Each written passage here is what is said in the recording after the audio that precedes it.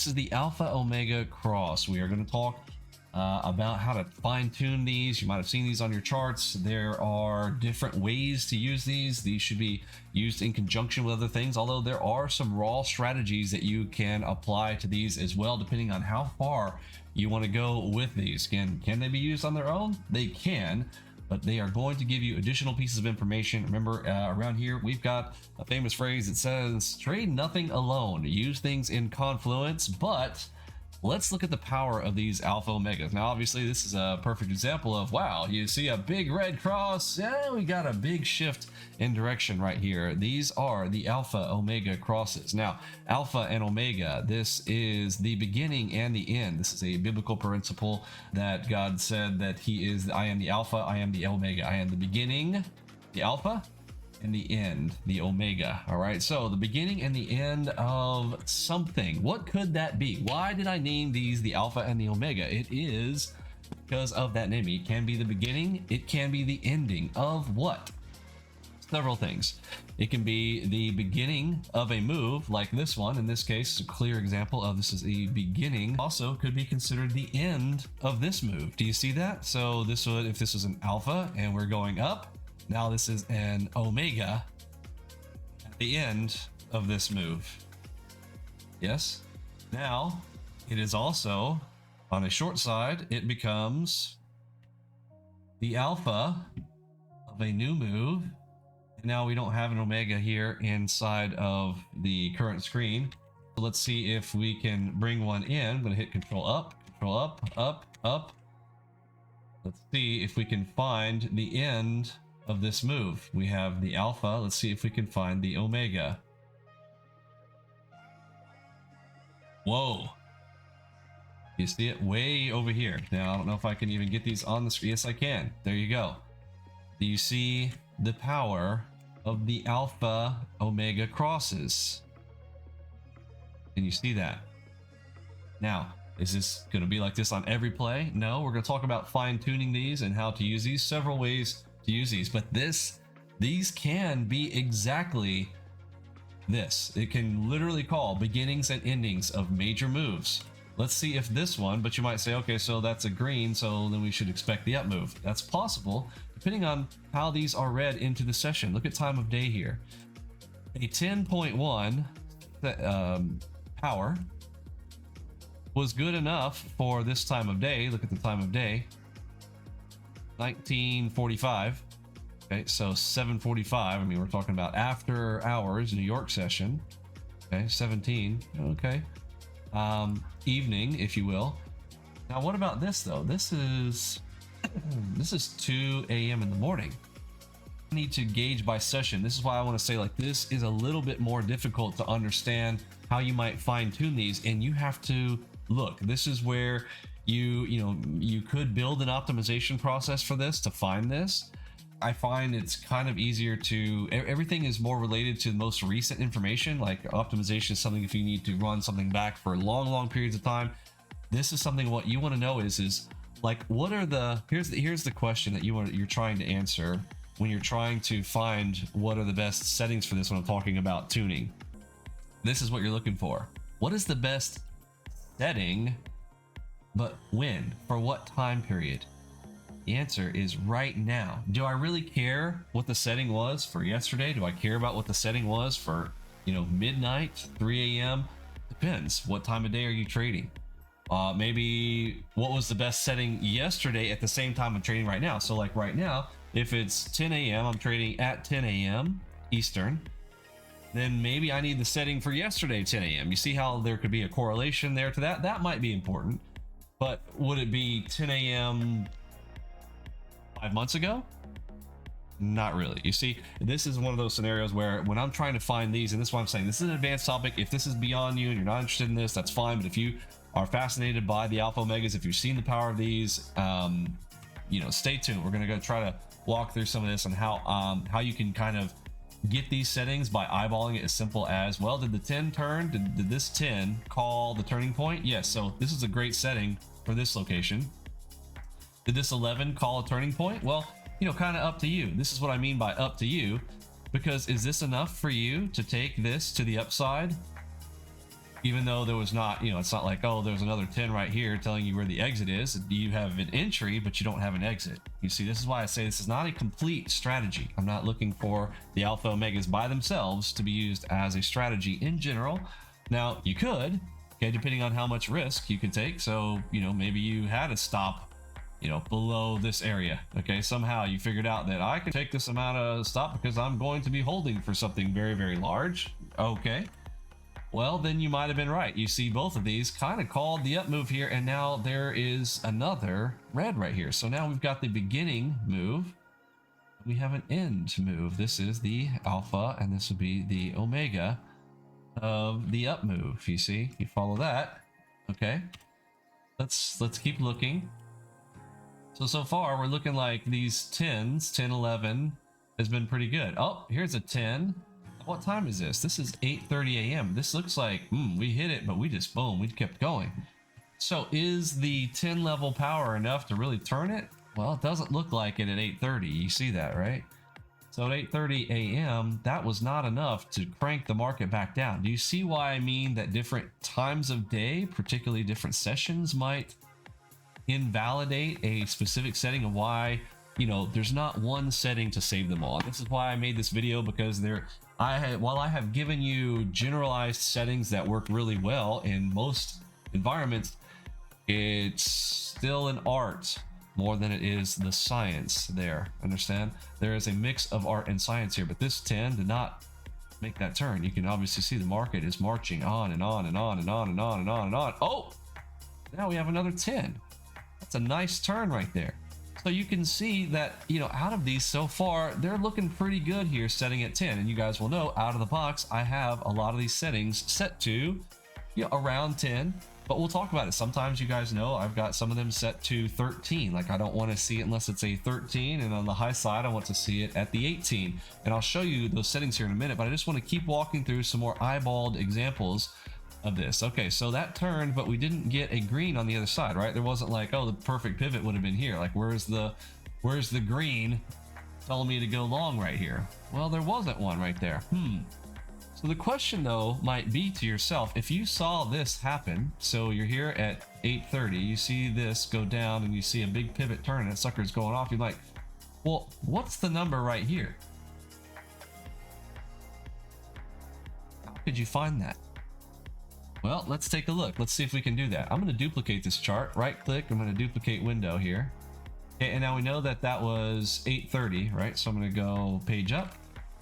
So I'll get to 8:30, and then we're going to play with some settings. Actually, I need to change the settings first. So let's just start with, let's cut the number in half. So we're at 10. I'm going to set it to 5. So I'm going to go to my indicator settings here, and I'm going to the alpha omega, and the low strength side, I'm going to set, instead of 10, right now I'm going to set it as low as 5.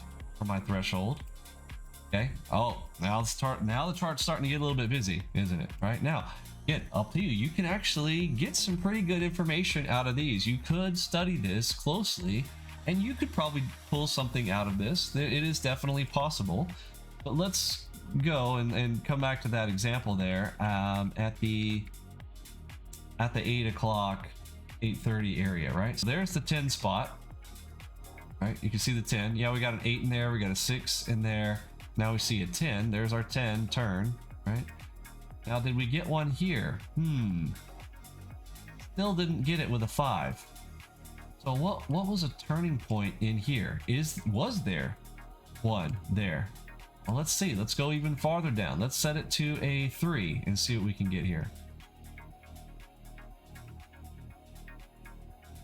This is what I mean by fine-tuning. You may have to play with those numbers until you find, again, how you want to use it. There are many ways that you could use this tool. All right, we're already down to a 3. So we can clearly tell that actually did not have any bearing on this move at all. Like, this was not a, oh, well, it's going to use the alpha omegas here for this. This simply was nothing. We might want to look back here to the left to see what was this accumulation to this zone. And sometimes you can't explain it. Sometimes this, like this particular set of data, is not going to give us the information that we want here. Okay, so on the 3s, you can see like this is pretty busy, and this is what I mean by sometimes people have asked, hey Vinny, I got a whole bunch of these all in an area, it's super, there's like a bunch of these, is this right? Well, maybe not. So this is where you might need to fine tune it. So change it. That's the whole point. Like, look, this turned on a 4.4 up here. Now, mind you, could you correlate it to the others? Maybe you might be able to get some information, or maybe it's because of the cluster of these in an area, but you can tell right now this is way too busy. So I'm going to fine tune this and pull that out. Okay, so again, some of this is like I said, the art and the science as far as tuning this up. These are the numbers though that you're going to be playing with. So here is kind of the exercise that you're going to be looking at. The high strength, low strength right here. The low strength one is going to be the primary filter there. So the 3, that is basically like, I'm not going to show it unless it's at least X, whatever that is. Okay, how powerful this is going to be. And this has to do with bid ask volume, delta, etc. I'm not going to go into the details of what all is inside of these right now. Just know, this is about the fine tuning stuff. So come in here, I'm going to put this to let's do a 10 again. Okay, now again, like, to me, that's a lot cleaner. I like that I can pick out some areas like this. So if I were looking over this, I would be like, you know what, I kind of like the 10. Yep, there it is, another pivot. Cool. Do you see how I can mentally narrow this in for myself and go, yeah, like greater than 10, we might have something interesting. Even as you get a secondary one right here, what I also notice is they're either pivots, or look at the double cross, double move type of scenarios here. Do you get a double move out of a centerpiece of one of these? So let's do a measurement, right? Press F8. Let's grab our fate tool. And would you look at that? Pretty darn close to a, hey, from this guy here at this zone, if you were to draw a horizontal across here, and you can enable horizontals to draw for you on these. But if you draw across, you can, generally see that this makes a double move out of this midpoint, right? Again, good, nice, solid move, but it didn't go all the way. So again, you can get different pieces of information from these, but fine tuning these to find out what numbers you should put them at is a matter of just basically looking back and kind of telling right now in the current day, what should these be at?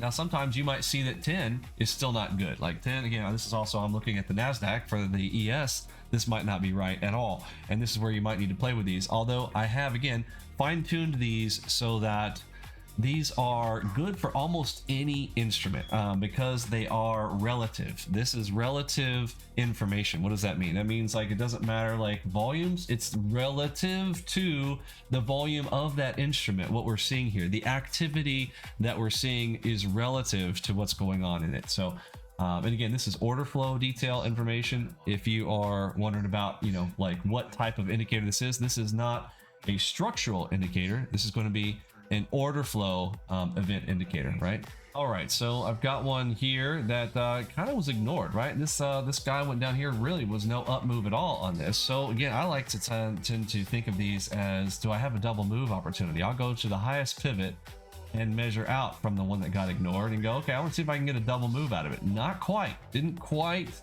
get there, but pretty darn close. You'll see that quite often though with these double moves. It's just how the markets are designed and operated when it comes to the algorithms that will come in and move those based on the contract counts that they've picked up. So here's a nice one right here.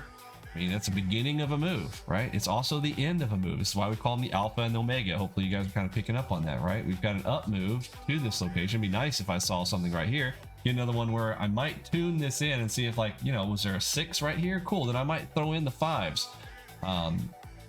Okay, so although then again, the chart gets pretty noisy. Yeah, it'd be great if I had something else. But this is where, again, right now I've just completely blanked this chart. You guys understand that, right? Like maybe there was an enigma right here. I could add enigmas to this, and we'll add that here in a minute and see how we kind of start adding things together, because this is not the only way to use these. You can also use these for targets. You guys will see me do that a lot, especially when I am using the enigma entries. Again, enigma it can also be, a target, but it's one that's going to show up instantly. So it's not like I'm going to be entering in on one and I'm exiting on another, but yeah, they're kind of the same. So we don't say not the same. They're not the same, but what I mean by, if I get a green enigma here and I'm entering in, I'm going long, I get my 20 ticks for my target 1. Then I'm holding until what? Until I get an opposing signal color. And where is that here? Well, that's my exit. So this is also, again, can also be used as, you know, the omega, the end of the move. What was the move here? Well, particularly a trade would be an enigma entry, exit on an alpha omega. Got me? Okay, so now it could also be the beginning of the move. Beginning of the move down. All right, and didn't get much out of it. Okay, so didn't get much out of it. Let me see if I get a continuation move. Again, I will look for a double move out of this oftentimes. So I'll come up here, same thing. I'm gonna go F8 to F8. Look at that one. Called it down to the T. And let's see if we get a reversal. We get a little bit of a reversal there. This almost looks like a double crossover. This could be a big move down. Yep, so there you go. So you'll start to be able to read some of these, but once the market is in a strong trend like this is not going to be the beginning and endings of moves. Make sense? Like that's why I say don't use these by themselves. But they can give you a good piece of information. Now you'll notice these have all been, you know, you kind of been like 10. So, oh, there's a 14 in there. So take a note of that one. Let's see if we get a measure from that 14. That's the biggest one we've seen yet. So let's see if that measure gives us anything. I'm going to go to F8 here, and I'm going to go from my prior 12 because it's the opposing color. And now that's a big sucker. That's the biggest one I've seen yet. Let's see if I get a double move out of that. Remember, our double move is going to be to our gold line. Where's the gold line? Right there, almost to the penny. Right there from red to red, pretty darn close. So again, I would always kind of play these with a little bit of, you know, some, maybe take the alpha omega right before you get to that, but don't get greedy, right? You're having to sweat that out, and really no need. You can take a nice entry point or exit right there off of that one. Okay, so we're off to the races again. Now remember that last big one was a 14. Let's see if we see another 14. There's the next 14 right there. You'll be able to start ignoring the smaller ones in the middle when you start to recognize, well, what was the most recent big one, and expect that other big one will need its match. Why is that? Remember, I tell you guys about how you've got to have buyers and sellers. You've got to have the accumulation and the distribution, right? We call it the AC/DC, right? So AC/DC, that's how the power works, and alternating current, direct current, you know the drill. And of course, a beautiful band, AC/DC. So we've got the accumulation of the move, and you've got a power level 14. That means in order to stop this move, you also need a 14 or greater, right? So it could be, you know, you might need a 16. I know this is backwards, but you get my point, that it might need to be bigger, 14 or larger, before we're going to get a turning point. And sure enough, so boom, finally get a 14 to kind of get a move up. We're at a 10. Did we get another 14? No. So are we going to get the move up? Possibly. Let's see if it comes up. Are we going up? Yeah. Ends up being the up move. Here we go. Now we finally come into some reds again. Let's see, how big does it have to be? I can kind of go through this a lot. You need to kind of study on these if you want to get really good at using these. But again, you can see, man, some of these just absolutely call that spot and location. Look at the time of day. Right here's 2 o'clock. You know the sessions. If you go into our room, type !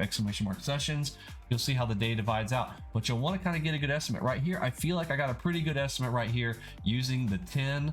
10 is feeling pretty good. But now when I start to see things like that one earlier where the 14 became the new major, I may want to adjust that. In fact, I've seen 14 several times now. You see this, how I'm eyeballing this, and I'm going, I'm starting to see some bigger numbers here. Whoa, and see this? As soon as I see this, okay, a whole bunch of this in an area, guess what? I want to up my numbers. So I want to fine tune this. So now around noon, things got to be a little bit hairy on this day. These things started to get a lot bigger. So instead of, you know, the 10s aren't really giving me my really good turning points anymore. So now I want to start looking for that 14 or greater. So now when I'm talking about fine tuning, so now I want to go in there and adjust this. So let's go into our indicators again. And now let's set this to that 14. Filter out some of the other noise. So I might want to fine tune these here. All right, so now let's start looking at the 14s. Now, if I start looking to the left, again, I should be seeing a lot less of these, but see how now we're only seeing that 14. We didn't get the high with the 10 anymore, okay, because we're getting into the other part of the day. Remember, this is pre-market. This is overnight. Yeah, nothing big, which is no surprise, right? We're not going to see a lot of power overnight, right? But you come into the New York session, see how we go from where This is what I mean by fine tuning. Like overnight, you might need the 10, maybe even the 5. Right, but then now we got intraday. There's 9:30. Okay, we're at the 9:30 open. First one was a level 14. So now before I'm going to get a turn, I know that I need at least a 14 to turn this. You understand that? Boom, there's my 14. Boom, here we go. There's our turn. Look at her go. Okay, so now I need at least a 14, right? So now, beginning of the move, there she goes. We're holding, you're holding, you're holding, you're holding, you're holding. Boom, 14's finally showing up. Uh-oh. We're getting multiple 14s now, which means we might start meeting bigger numbers. See, and look at that. Right after, almost right after it, we start seeing a big 19. We're approaching 20 now, right? And that's why I like having my, high number value there as well. I like to see that higher number with a different color, and that's what that high number value equates to. So right now it's set to 18 in my settings, so it's going to change color anything 18 or greater. That's why we've got a color change here. This will be blue and our pink, which is our more powerful colors if you've been following our color schemes inside of the algo box. Yes, and now you're seeing again 14s are the power of the turning point. And you see what I mean by tuning? Again, like if you don't get it, I totally understand that. That's why I'm saying this is a complex thing. This is not just, this isn't the easiest thing, but it's not hard either. I don't think it's super hard, especially when you're kind of using it on its own. But when you start to combine it with things, it can become very, very, very powerful. Okay. Let me remove some of those other lines. Control R, remove drawing objects. All right, so there's the clarity of what's going on. That was the turning point. Again, we're at the 14s to make the turns now, right? Now we got to remember there was a 20 in here, okay? Let's keep an eye when we see another 20, because we have seen, okay, boom, the highest one we've seen so far. There is a 20 working in here, okay? We've got somebody in here at the 20s. Oh, there's one. You see it? Okay. Is that going to be a turn? I think it will be. Let's see if it is. Yeah, pretty decent turn. What's the measurement on that there? Let's do our measuring tool. I don't have this one bound on this PC. It's going to be my drawing ruler tool. This one right here. 85 ticks. That is an 85 tick push up right there, just to that big pivot right there. And yes, continues to go up a little bit farther, maybe 100 ticks. We do get a drop back down in it. Let's see if we get any other details. Let's see the time of day. Oh yeah, we're shifting times. This is that 1030 scenario. I told you guys 1010 to 1030. That's one zone. Now we've got a new set of personality after 1030. No numbers here. Okay, now it looks like we've finished. These have a match. I always play this matchmaking game. There's the 20. Where was its match? Right here. Okay. This one matched up with the other 20 over here. Okay. Guy picked up 20. He's like, gotta ditch my 20. Gonna follow that. Okay. If you're holding them, you gotta also release them, right? Accumulate, distribute. So we found the match there. Some people talk about this in auction theory. Okay. Auction theory, we're saying, okay, I got 1,000 lots. Okay, well, I got to get rid of 1,000 lots. So we got our two there matching. We get our turning point up, but now we've got a new time of day. And I start to notice, hey, I don't see a whole lot here. What does that mean? I need to retune, right? So 1030 comes, I might need to retune this again. I want to see, what was the pivot right here? Do I have numbers here or here? How do I do it? Adjust again. You see what I'm talking about tuning? This is what I mean by tuning. So I'm going to tune this one more time. Let's crank it down. We'll crank it down to a 10 again. Ah, there we go. All right, so about 11, almost a 12 per turns now. You see it? All right, let's look for 11s or 12s. Boom. First one doesn't even move, almost ignores it. So what am I going to do? I'm looking for a double move, right? So F8, find the tip. There she goes. Boom, and the drop. There she goes. So we know that a level 12 is going to be what we're looking for a turn, right? At least there it is. There's a 12. Okay, boom, we get an up move. How big is that move? Not big enough to write home about, but we tried. Okay, again, nothing's 100%. Let's see. Oh, we're getting into 15s now. So the new number, we've got a 15 and a 14. So our numbers have increased. You see it? So what's more important now? I'm making my matches at 14s and 15s now. Let's see if this is the turn or the continuation. One, we're always going to measure to them, okay? Because oftentimes I can pick up something off of a gold line reversal. There it is, boom. And she, there's your closeout. A little bit of move there, but you can see, I mean, look, it's calling these moves. It's calling the spots. Very powerful, okay? Now remember, we're at 12. We said 12s were the pivots. All right, 12 or greater. Is 10 enough? Probably not. Be careful of a 10 right there. It looks like we're coming into accumulation zone. We're up. That's an 11. Keep on. Let's do a measurement, right? So we're going to do a measurement. F8. Starting to get messy here. So let's do Control R first. Remove all drawing objects. Let's do F8 again. F8. Pivots. Boom. There we go. We're off to the races. These are 10s. Remember, 12s are the only thing we're worried about for a turn. There's our first opportunity for a turn. Comes down a little bit. Nothing to write home about. Still continuing up. Ends up making a turn off the 10s. Now we start to get all clustered up. Once we get all this type of information, again, what does this mean? This means for the afternoon, as we come into a new zone, which is no surprise, right? This is the 10:32. Here's noon. Where's noon? Right here. Boom. In fact, right there. Wow, look at that. Finished that session, 10:30 to noon, right? We know that as one of our session times. 10:30, and here's the noon. Look at that. There's your finisher at 12. Isn't that cool? Now, new numbers. What are our new numbers? Well, we can start to tell in the lunch zone, 10 is not going to cut it. You can see it, right?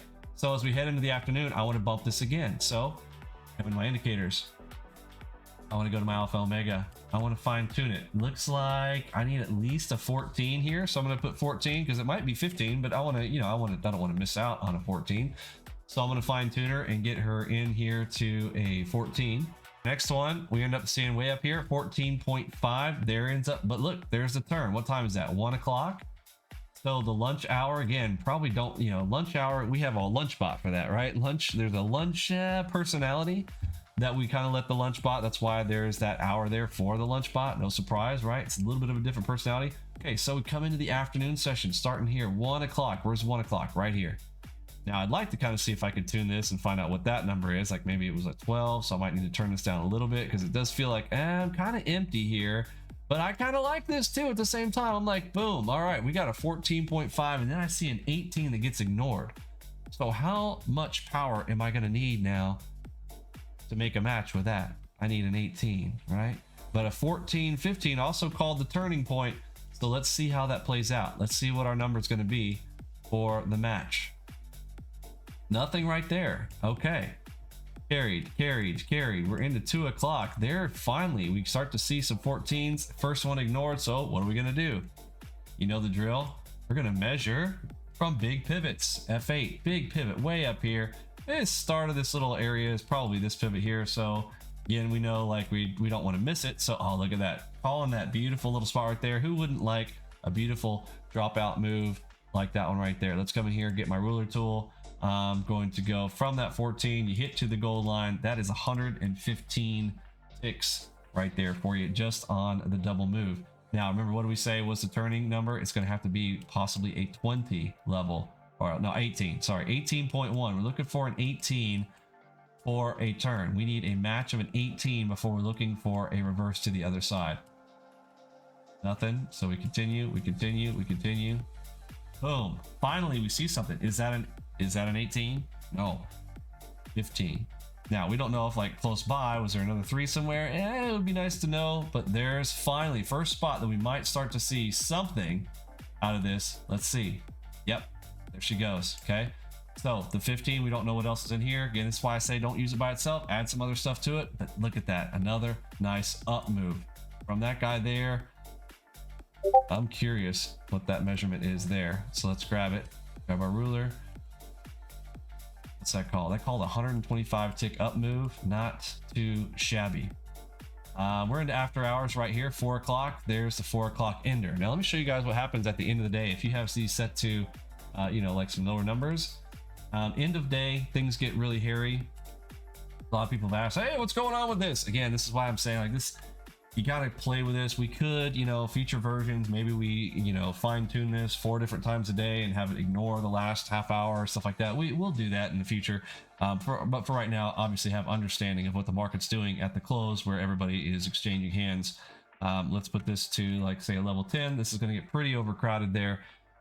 during the end of the day, typically. Here on the 24, you know, one of my favorite ranges is kind of a mid time frame deal. The numbers are going to drastically change. You know, a 7 might be enough to start moving these. We need to kind of figure out, well, what number is it going to be? So let's zoom out for ourselves first. First thing I do to be able to tune these. Whoa, you see how busy it is? Very busy.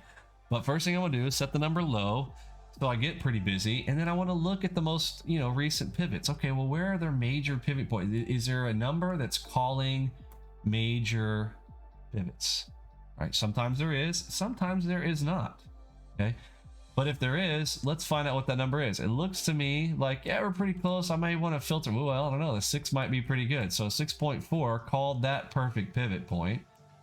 6 and 7 was enough on this area to do something with it, but our you know, order flow components, their main, I want to point this out, that the main assist out of order flow disparities and order flow activity, the edge comes in the smaller time frames. When we catch things out of balance, when we catch the algorithms trying to catch orders, okay, higher time frames not going to be as useful, but if you're trying to tune these for it, it's a little bit different. You're going to have to try to find these. Yes, it looks very crowded right now because I'm very zoomed in, but when I start to zoom out, I might, you know, it might not be that bad, but I may want to start cutting out the 6s. It looks like to me. Maybe I want to, let's get some of those out of there. Maybe I just want the 7s. I'm seeing a lot of 7 pivots, so I'm going to go ahead and modify those maybe for the 7s. But again, you got to kind of think on a daily area, and for the 24s, this might actually be too large for NQ right now on this type of day. Now, another day, it may be less. And this is what I mean by, you know, on an FOMC week where the markets are getting very volatile, that it will be completely different. And why I'm saying, if you're going to be using the alpha omegas, there's not just a single setting that's like, you know, set and forget, this is it. But there is a good, you know, range value of things that work really well for the majority of all cases. But if you're trying to fine tune this thing and optimize it for, you know, this current time frame, there's a lot of things involved with it. So again, be careful over tuning it, overplaying with those numbers. But this is kind of how you would figure that out, to see like what values do you want to, you know, is there something that really stands out? Like, how about all those 7 turns? There's a nice 7 turn point there. Here we got one, but then again, a 9 really kind of didn't do much. You got a 10 now. Like, you got to kind of, I hate to use the word tricky here, but again, this used by itself on the higher time frames, these are less valuable on the high time frames. On the low time frames, they're much more valuable. I mean, the smaller the time frame you get here, the better this gets. Let me kind of give an example all the way down to some of the lowest time frames, especially on the algo bars. Let me show you real quick before we go, you know, how powerful that is on the lowest time frames, where the real advantage of order flow techniques come into play. Let's look at that. All right, in wrapping up, so we're coming down here to, say, the algo bar 2s. We'll go all the way down to the 1s here in just a moment. Just start to look, eyeball how many of these catch those pivots. So that one catches that one. Look at this one. That one catches that one. Keep going, even on the full drops. Look at this. Boom. Catches that guy right there. Not so much this one, but do you get a double move out of it? Yes, you're either getting a lot of double moves, or you are, wow, look at that. I mean, literally calling pivots from top to bottom, beginning and ends. This is why I really love this on the lowest of the time frames. Okay, I mean, you can really start to use this almost by itself. It is scary good down here on the lowest time frames. Catching these algorithms, offsides, feeling and knowing when you've got these stop runs, you've got the power coming in via the order flow. This is extremely powerful in these areas. So double move, yep. Pivot, yep. I mean, just very solid. Now this is just setting to 10. I can start to see here that 10 is not going to be as powerful, right? I want to start seeing bigger numbers. Looks like we're looking for a 15 before we're going to see anything. Yep, boom, there's a 15. Look at her, there she go. You see, hopefully you can see the power in that. Let's go one layer down, even to the lowest. The lower you go, the more powerful this is, which is very interesting in a concept. Like, most people are looking at the high time frames. The higher time frames are more powerful. Yes, structurally, I'd like you to leave with this note here tonight. One of the most powerful things you might walk away with tonight from a concept basis. A lot of things going here for us. Harmonics, Elliott waves, that's our primaries here. Yeah, I mean, these are basically advanced structures. We don't do so much wedges and channels as much as like some of my super early videos back in the day before we had auto-drawn harmonics, very powerful structures. Now you have the order flow components. And over here, we got a lot of things working for us over here. We've got Enigma, we've got the standard white crosses, we've got the bubbles, we've got audio box. Wow, audio box particularly, get them off sides for the smaller time frames. You've got, and of course here tonight, we're talking about the alpha omegas, low time frame advantages and edges here. Combining these two is where you get the power of the high time frame, the low time frame. When you're looking at SMLK lines, that actually is a structural thing as well. Structural timing. Very, very powerful stuff. So hopefully you guys got some good stuff out of here tonight. No, it was more, you know, alpha omegas. Like, it's a little bit tricky with the tuning. I feel like I kind of overcomplicated. I tried not to, but it is very simple. If I were to simplify the whole thing to summary, you know, to summarize here, look at it. Just look, find the pivots, see what numbers are hitting on the most recent pivots. And I say, guys, I'm not looking all the way back. I don't want to go too far back. Within your session, know your sessions. Okay, find a pivot that's been recent in the session where it's given you a turning point, and look for some more of those. That's how you're going to fine tune those alpha omegas if you want to get beginnings and ends. And remember that they're also the beginnings and, well, the endings particularly of other plays. If you're going to get an entry for anything else, if you're going to get in on a Bollinger Band entry green to the long side and you're going to hold a runner, what's a nice exit? Right there, boom. Doesn't have to be necessarily the entry. If you're like, well, I don't know if it's not getting my entries, but what if it's an exit? Okay. What if you have a perfect SMLK timing right here? Maybe this was an Elliott wave. Fibella dot shows up right here. You enter in short, cool. Get your first 10 ticks, cool. You're holding the next one till you see an opposing signal, boom. You finally find one. All right. Use them for the ends of plays. That's a lot of my plays are enders on these. I don't enter in a lot with these. Unless they're in combination with something for entries, but for exits, I definitely like to use these for exits. Great pivot points. Again, you can see it all, like whether you, let's say that there was an Enigma. Again, I don't have all the stuff turned on right now, but if I were to see an Enigma entry right here, boom, get my 20 ticks, boom, exit on the next one.